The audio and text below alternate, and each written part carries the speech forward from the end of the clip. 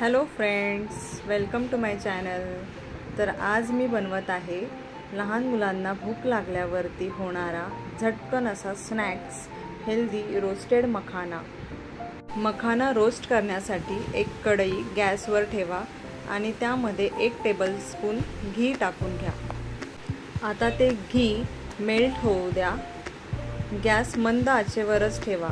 मखाना हा लाईट असल्यामुळे जर फास्ट गॅसवरती रोस्ट केलं तर करपण्याचे चान्सेस जास्त आहेत। घी आता पूर्णपणे मेल्ट झालं आहे, त्यामध्ये मी हे मखाना टाकत आहे। आता मखाना करपू नयेत म्हणून 1 स्पूननी मी ते कंटिन्युअसली स्टीर करणार आहे।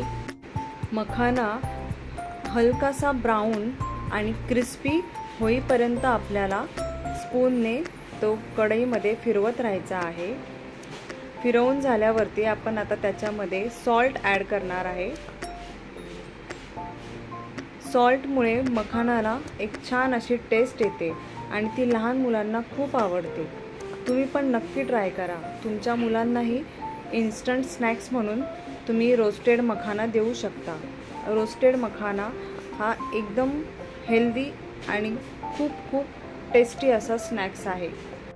माझी मुलगी मायरा ही स्कूलमधून आल्यावरती तिला इन्स्टंट स्नॅक म्हणून हा मखाना मी रोस्ट करून देते। व्हिडिओ शेवटपर्यंत बघितल्याबद्दल खूप धन्यवाद। Stay connected.